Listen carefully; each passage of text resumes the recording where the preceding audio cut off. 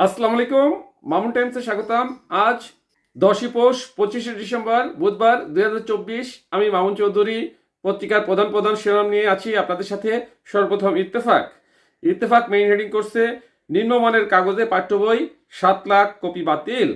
এরপর আছে প্রথম আলো। প্রথম আলো মেইন হেডিং করছে পদ ও পদোন্নতি, এবার আন্দোলনে নামলেন 25 ক্যাডারের কর্মকর্তারা।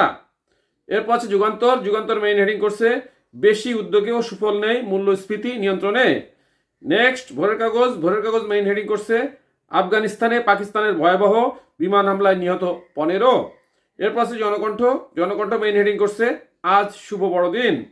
এরপর আছে ইনকলাব। ইনকলাব মেইন হেডিং করছে বিমানবন্দরে আটকে দেওয়া হলো বিজিবির সাবেক ডিজিকে। নেক্সট আমাদের সময়। আমাদের সময় মেইন হেডিং করছে বদনাম ঘোষাতে কঠোর হচ্ছে বিএনপি। এরপর আছে সমকাল। সমকাল মেইন হেডিং করছে আফগানিস্তানে বিমান হামলা চালালো পাকিস্তান, নারী শিশু সহ নিহত 15। নেক্সট আছে মানব জমিন। মানব জমিন মেইন হেডিং করছে দাবি নিয়ে ব্যস্ত গতিহীন প্রশাসন। এরপর আছে যায় যায় দিন। যায় যায় দিন মেইন হেডিং করছে আয়কর রিটার্ন জমার তারিখ আরো 1 মাস বাড়লো। এই ছিল সংবাদপত্রগুলোর মেইন শিরোনাম। এখন চলে যাচ্ছি যে কোনো একটি সংবাদের বিশ্লেষণে। প্রথম আলো যে মেইন হেডিংটা করেছে এবার আন্দোলনে নামলেন 25 ক্যাডারের কর্মকর্তারা। ভিতরে কি লেখছে?